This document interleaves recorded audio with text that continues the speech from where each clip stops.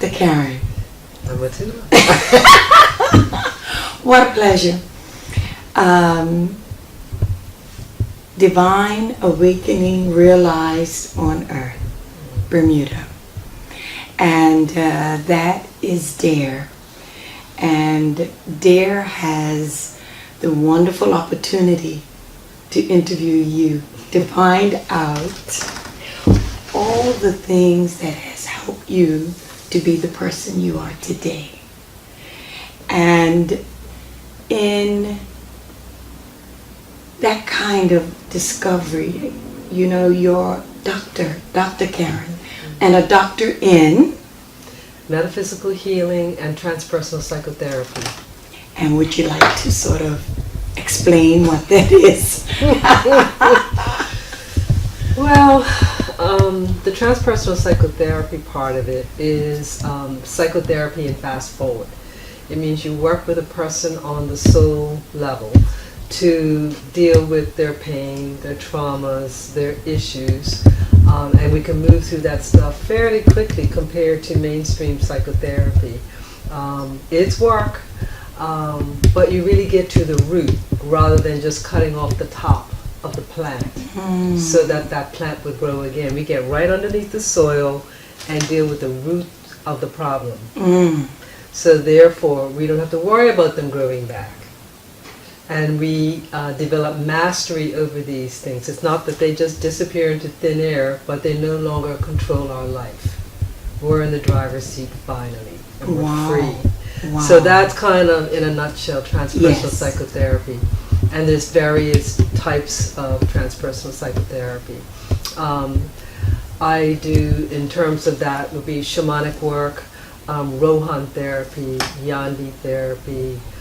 There's just various types of therapy under that umbrella. And the metaphysical healing, that encompasses many, many things, but it's an understanding of the world that is beyond our physical world, really. It is an understanding of the universe inside of ourselves, and looking at that and seeing the value of that, as opposed to worrying about this universe all around us on the outside. That's right. So it's working from the inside. On the inside. Out. From the inside out. And then I'm a holistic health practitioner. So from a physical perspective, I do some acupuncture, do a lot of energy balancing, a lot of cupping, things from traditional Chinese medicine. Yes. So that's a kind of a third hat. Well, the whole idea of DARE is to highlight the wonderful teachers and healers that we have here in Bermuda.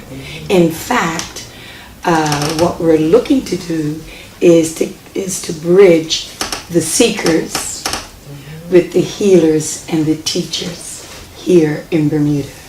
And Bermuda is traditionally known as a tourist destination. Bermuda's beautiful, scenic-wise. It's very peaceful. If you're coming to Bermuda to want to party, it's really not the place to really party per se, because we don't necessarily have a whole lot of nightlife.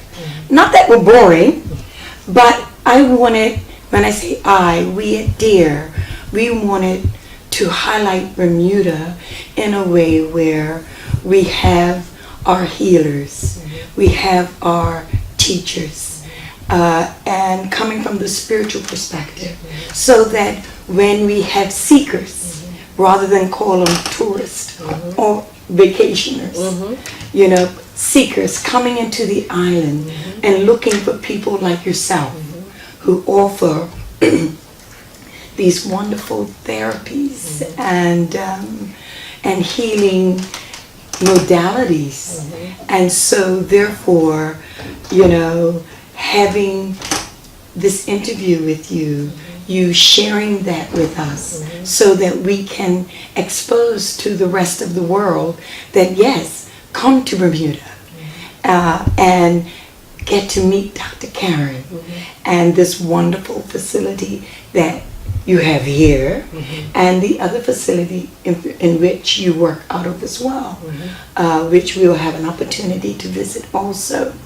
So, Dr. Karen, growing up in beautiful Bermuda, what was it like? I want to understand your foundation. Well, I would like to say that it probably started with my grandmother. She was a very religious woman, and she really taught me kind of how to say my prayers, and made sure I went to Sunday school and all of that. And then my father was a big influence on me. So he actually was a Catholic. He became a Catholic as an adult. And I really looked up to my father. And I decided I kind of wanted to do whatever he did, you know. So I did live in Canada for a couple of years as a kid. And when I came back, they put me in Mount St. Agnes Catholic school, and I was there for 11 years.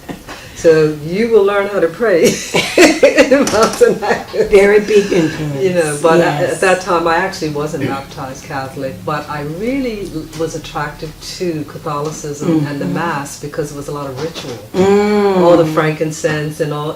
Back then they chanted, you know, in Latin. Yes. And as a kid, I believe they still do.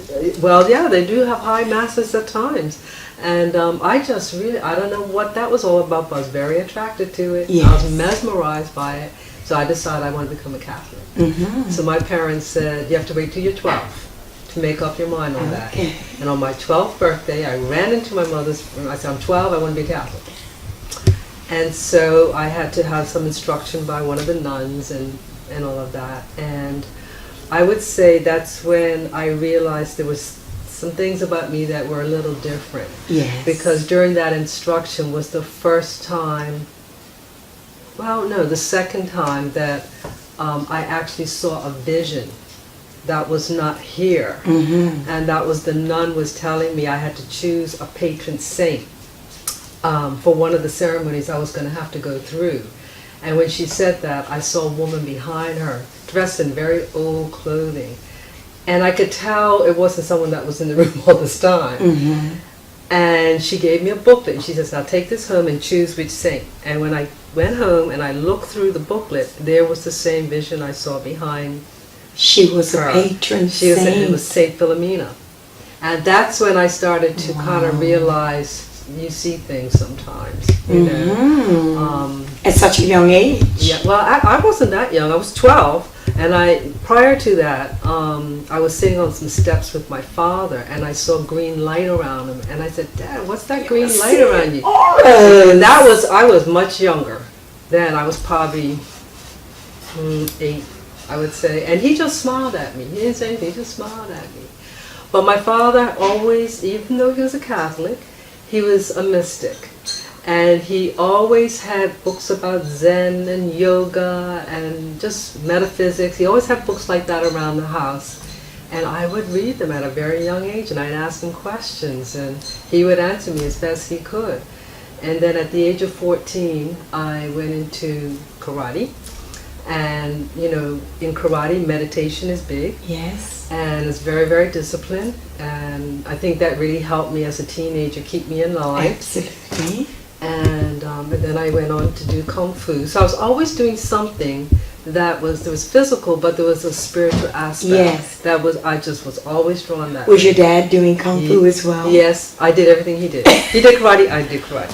He did Kung Fu, I did Kung Fu. Oh, you were a daddy's girl. I certainly was. Oh, yeah. that is So that was a big piece of my foundation, was, you know, those experiences with my grandmother, and then being at Mount St. Agnes and, you know, being exposed to the Catholic faith. And there's a lot of metaphysical stuff with that. Yes, you it know, is. that's kind of hidden. And then my father's influence, and then my martial arts influence. So those were big, big foundational blocks of my spiritual house. Wow, and all of this took place in Bermuda. Yes. In Bermuda. Yeah, Bermuda's got a lot going on. It really sure does. And our sort of grandparents and great-grandparents, they had a lot of knowledge, and they lived close to the earth, you know, and they believe different beliefs because of their closeness to the earth. Yes. And to the spirit, Yes. really, you know. So I was blessed enough to have that in my family and in my upbringing.